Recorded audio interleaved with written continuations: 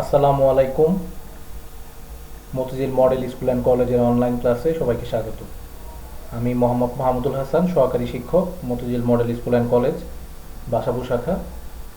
আজকে হাজির হয়েছি তৃতীয় শ্রেণীর প্রাথমিক গণিত বিষয়ের অধ্যায় ৮-এর ভগ্নাংশ নিয়ে।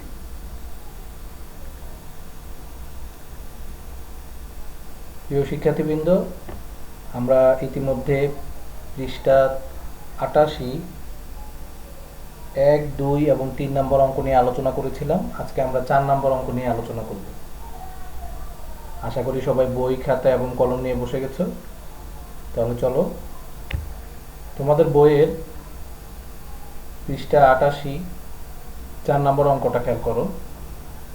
কোনটি বড় এবং কোনটি ছোট সেটা আমরা প্রতীক ব্যবহার করে নিচের ভগ্নাংশগুলো জোড়া তুলনা করব। তাহলে এখানে দুইটা ভগ্নাংশ দেওয়া আছে। এই দুইটা ভগ্নাংশের মধ্যে কোনটা বড় সেটা আমরা তুলনা করব, বের করব। সেটা বের করার উপায় দেখো, পাশে একটা লাইন লেখা, যদি হর একই হয় আমরা শুধু লব তুলনা করি। তার মানে হচ্ছে, যদি দেখো দুইটা ভগ্নাংশের হর একই, সেক্ষেত্রে আমরা শুধু লবের দিকে তাকাবো। লবের মধ্যে যেই সংখ্যাটা বড় হবে আমরা সেই দিকে প্রতীকটা দিয়ে দিব। আমি আবারও বলি, যদি দুটি ভগ্নাংশের হর একই হয় তখন আমরা লবের দিকে তাকাবো, যে এই ভগ্নাংশের লব কত, এই ভগ্নাংশের লব কত। এই দুইটা সংখ্যার মধ্যে যেটা বড় হবে সেই ভগ্নাংশটাই বড় হবে। তাহলে চলো, এখানে 4টা অঙ্ক আছে, আমরা একটা একটা করে সমাধান দেখি।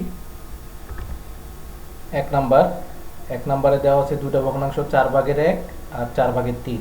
তার মানে হচ্ছে হর একই। তাহলে উপরে আমরা তাকাবো লবের দিকে, 1 আর 3। তাহলে 1 আর 3-এর মধ্যে বড় হচ্ছে 3, তাহলে প্রতীকটা হবে 4/3-এর দিকে।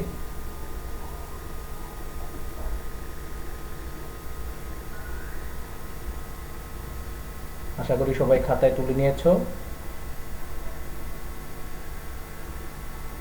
এবং বুঝতে পেরেছো। এবার আমরা 2 নম্বর অঙ্কে যাই। 2 নম্বর অঙ্কে দুটি ভগ্নাংশ 5/2 আর 5/1। তাহলে এখানে হর দুটি একই। তাহলে আমরা লবের দিকে তাকাবো। লব একটা হচ্ছে 2 আর একটা 1। তাহলে এখানে 2 আর 1-এর মধ্যে বড় হচ্ছে 2, তাহলে এখানে 5/2টা বড়। তাহলে আমরা প্রতীকটা দিব 5/2-এর দিকে।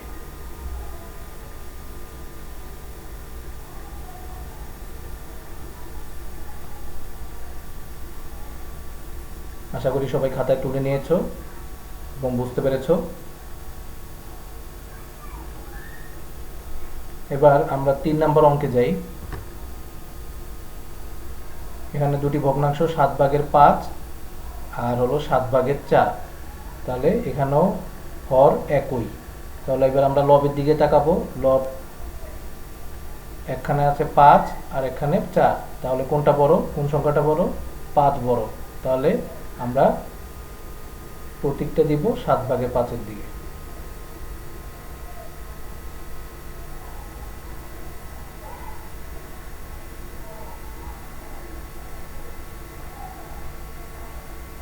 আশা করি সবাই খাতায় তুলে নিয়েছো এবং বুঝতে পেরেছো। এবার 4 নম্বর অঙ্ক, 9/8 আর শুধু 1। তাহলে এখানে আমরা 1-কে কি লিখতে পারি? 9/9। কেন 9/9 লিখলাম? কারণ 9 9 তুমি যদি ভাগ করো বা কাটাকাটি করো তাহলে আবার 1 চলে আসে। আর এখানে 9/9 লেখার কারণ হলো আমাদের নিচে আরেকটা ভগ্নাংশের নিচে 9 দেওয়া আছে। তাহলে আমাদের কারণ হচ্ছে দুইটা ভগ্নাংশের আমরা হর একই করব। তাহলে হর একই করলে আমরা শুধু লবের দিকে তাকাবো। লব একটা ভগ্নাংশের আছে 8 আর একটা ভগ্নাংশ হলো 9। তাহলে আমরা এখন খুব সহজেই বুঝতে পারতেছি, তাহলে 9/9টা বড়। তার মানে হচ্ছে কি, এখানে একটা বড়। তাহলে আমরা প্রতীকটা 1-এর দিকে দিব।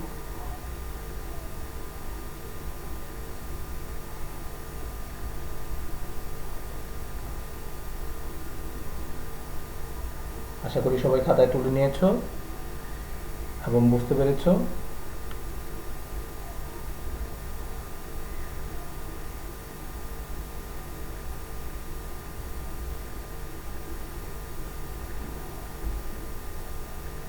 আমরা পরবর্তী ক্লাসে এই অধ্যায়ের পৃষ্ঠা